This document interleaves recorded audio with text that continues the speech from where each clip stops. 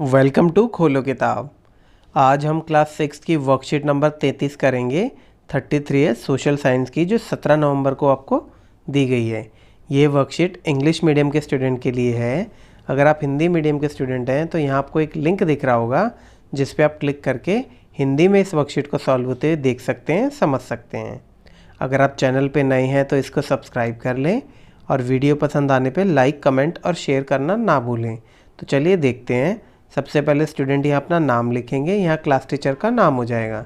तो इस वर्कशीट में टॉपिक क्या है? गवर्नमेंट एंड लॉ, सरकार और कानून। इसके बारे में हम इसमें पढ़ेंगे, उदाहरण देखेंगे कि क्यों कानून हमें ज़रूरी है, और बाकी चीज़ों को भी हम देखेंगे। What will happen if there is no rules for driving on the road? क्या होगा अगर कोई रूल ही नहीं होगा ड्राइविंग रोड पे गाड़ी चलाने का? तो देखिए, अगर कोई ड्राइविंग का रूल ही नहीं होगा रोड पे तो क्या होगा? हौच पौच हो जाएगा, एक्सीडेंट बढ़ जाएंगे। अब जैसे यूजुअली क्या होता है, लेफ़्ट साइड हमेशा जाने के लिए होती है और राइट साइड होती है आने के लिए, है ना। रोड के बीच में अगर आप देखोगे, अगर कोई ये रूल ही नहीं होगा तो एक्सीडेंट ही होंगे। कोई गाड़ी किधर से ला रहा है, कोई किधर से, या रेड लाइट पे जैसे प्रावधान है गाड़ी रोकेंगे, या जेब्रा क्रॉसिंग पे गाड़ी रोकेंगे, धीरे करेंगे, तो वो सब कुछ नहीं होगा तो एक्सीडेंट ही बढ़ेंगे और अराजकता टाइप फैलेगी। तो यही सारी चीज़ें हम इस पर लिखेंगे। Traffic rules are meant for our safety. If traffic rules are not followed, they can be more accidents, there can be more accidents, injuries to pedestrian, animal and also chaos and confusion। अगर traffic rule नहीं होंगे, ये हमारी safety के लिए हैं। अगर traffic rule follow नहीं होंगे तो ज़्यादा एक्सीडेंट होंगे, पैदल चलने वाले लोगों को चोटें लगेंगी, पेडेस्ट्रियन होता है जो पैदल चलते हैं, एनिमल को भी दिक्कत होगी, और कैओस और कन्फ्यूज़न हो जाएगा, मतलब हौच पौच हो जाएगा, एक तरीके से भीड़ भाड़ हो जाएगी। What will happen if your school does not have a timetable for students? अगर आपके स्कूल में टाइम टेबल ही नहीं होगा बच्चों के लिए, टीचरों के लिए, तो क्या होगा?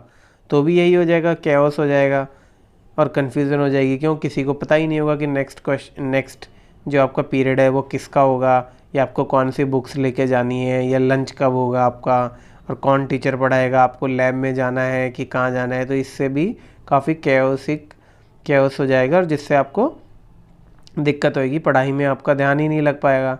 The time table helps both student and teacher track their designated roles और job at a particular time. Time table बताता है कि स्टूडेंट और टीचर को एक ट्रैक करता है, या उनको बताता है कि पर्टिकुलर टाइम पे उनका क्या रोल है, कि उनका रेस्ट है, या खेल का पीरियड है, या मैथ्स का पीरियड है, इत्यादि। Without a school time table, students would have no idea how to prepare for the day. अगर स्कूल में टाइम टेबल ही नहीं होगा तो स्टूडेंट को कोई आइडिया ही नहीं होगा कि उनको कैसे अपना दिन तैयार करना है, कौन सी बुक्स लेके जानी है, वगैरह वगैरह।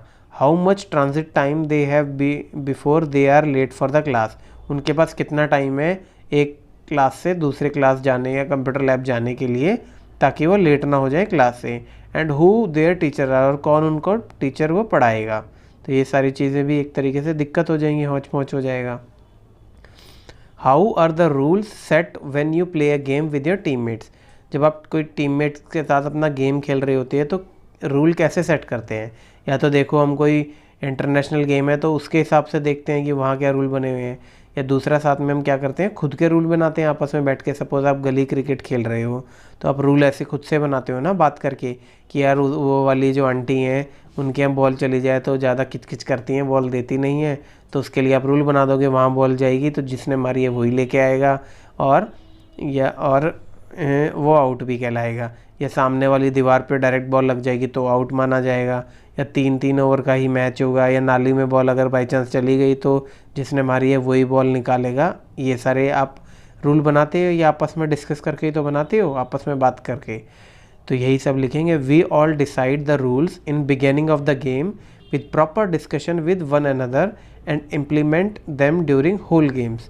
हम कैसे करते हैं? हम रूल डिसाइड करते हैं गेम स्टार्ट होने से पहले ही, और पूरा अच्छे से डिस्कस करते हैं सबके साथ, एक दूसरे के साथ, और फिर उस पूरे गेम में उसको इम्प्लीमेंट करते हैं, उसको लागू करते हैं उन रूल्स को। फिर है what to do if any partner does not follow the rules while playing. अब क्या करते हो अगर कोई आपका जो साथी है उस रूल को ना माने गेम खेलते वक्त? तो हम क्या करते हैं, हम उसको समझाते हैं पहले, नहीं यार ये तो पहले ही बात हो गई थी, अब तो आउट नहीं मान रहा है अपने आप को, ये गलत बात है। और उसके बाद भी वो नहीं माने तो क्या करते हैं, उसको पनिशमेंट देते हैं। पनिशमेंट का मतलब ये नहीं है उसके साथ मार काट कर लेते हैं, उसको पिटाई कर देते हैं। पनिशमेंट किस हिसाब से देंगे, या तो हम उसके साथ गेम नहीं खेलते, या उसको आगे से कह देते हैं हम तेरे साथ नहीं खेलेंगे, या उसको अपनी टीम से निकाल देते हैं। तो यही सारी चीज़ें हम लिखेंगे। If any partner does not follow the rules while playing, we gave a warning first, and if she still disagree with the rules, we punished him or we kick him out of our team।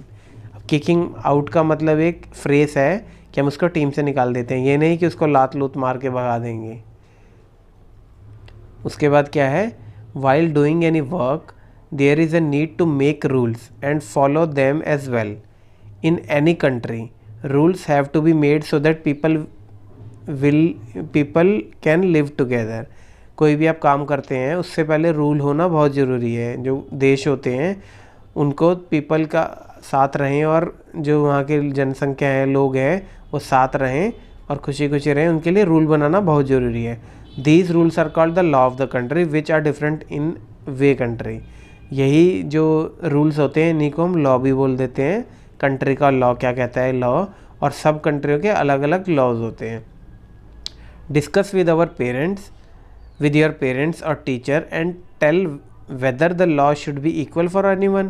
if your answer is yes then give reason।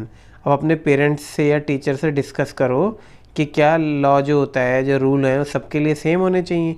अगर हाँ तो reasons भी दो क्यों। तब देखो, अगर आप सपोज़ करो, नॉर्मल सी बात है, आपके घर में कोई मिठाई आई है, अगर आप घर में छोटे हैं और ये बोले नहीं नहीं ये छोटा है, इसको मिठाई नहीं मिलेगी या इसको काफ़ी कम मिठाई मिलेगी, तो आप भी को भी बुरा लगेगा। ऐसे ही ये लॉज होते हैं, अगर सबको इक्वल ना चीज़ मिले तो जिसके साथ इक्वल नहीं मिलेगा, जिसके साथ डिस्क्रिमिनेशन होगा, उसको भी काफ़ी बुरा लगेगा। तो यही सारी चीज़ें हम लिखेंगे। Yes, everyone is equal before the law and has the right to equal protection and benefit of the law. हर आदमी के पास इक्वल होता है, हर इक्वल होता है लॉ के सामने, और उसको सारा अधिकार होता है कि इक्वल प्रोटेक्शन और बेनिफिट मिले उसको लॉ का। लॉ से वो भी इक्वली प्रोटेक्ट हो और इक्वली उसे बेनिफिट मिले। इक्वालिटी इंक्लूड्स, इन इक्वालिटी में क्या क्या होता है, the full equal enjoyment of all rights and freedom irrespective of birth, religion, wealth, caste, colour, gender और रेस एटसेट्रा। कि उसको कहीं सबको समान अधिकार मिले, सबको समान फ्रीडम मिले। वो जो फ्रीडम या अधिकार है वो किसी उस बेसिस पे नहीं होना चाहिए कि उसका जन्म लड़का से हुआ है, लड़की से हुआ है, या वो हिंदू मुस्लिम है या सिख ईसाई है। रिलीजन के बेसिस पे नहीं होना चाहिए, अमीर गरीबी के हिसाब से नहीं होना चाहिए, या कास्ट के हिसाब से नहीं होना चाहिए जो जाति होती है, या रंग के हिसाब से गोरा काला, या जेंडर के हिसाब से मेल फीमेल, या कोई रेस मतलब गोरा काला, ये सारी चीज़ों के आधार पे नहीं होना चाहिए। सबको समान अधिकार मिलना चाहिए। It is important in a democracy, no one should be treated on unequal basis, no one will be given more preference for the same crime. अब ये डेमोक्रेसी का यही रूल होता है, अगर no one should be treated on unequal basis, किसी को भी मतलब अनइक्वल बेसिस पे ट्रीट नहीं करना चाहिए। किसी को भी किसी क्राइम के लिए ज़्यादा सज़ा नहीं देनी चाहिए कि मतलब अगर ये किसी पर्टिकुलर क्राइम के लिए अगर किसी ने एक खून किया है तो उसको भी उतनी सज़ा मिलनी चाहिए जिस किसी दूसरे ने एक किया हो, उसको भी। ये नहीं एक को आप फ्री छोड़ दे रहे हो, या वो मतलब सपोज़ उसके पास पैसा ज़्यादा है तो उसको फ्री छोड़ दिया और दूसरे को ज़्यादा सज़ा दे दी, ये चीज़ गलत है। Equal laws provide the people equal opportunity to defend themselves in public court irrespective of their social economic position. जो इक्वल लॉ होंगे वो प्रोवाइड करता है कि हर आदमी को अपनी खुद की अपॉर्चुनिटी है अपना डिफेंस करने के लिए। पब्लिक कोर्ट में कोर्ट बनाए हुए हैं वहाँ पे अपनी वो बात रखने के लिए। ये नहीं कि कोई अमीर है तो उसको सुन रही है कोर्ट में वो जा सकता है, गरीब है वो कोर्ट में ही नहीं जा सकता। सोशल इकोनॉमिक पोजीशन के बिना भी उनको सबको बराबर का अधिकार है अपनी बात रखने के लिए, अपना बचाव करने के लिए। इसी के साथ हमारी ये वर्कशीट आज की कंप्लीट हुई। मिलते हैं नेक्स्ट वीडियो में नेक्स्ट वर्कशीट के साथ। Don't forget to like, comment, share and subscribe the channel. Thank you.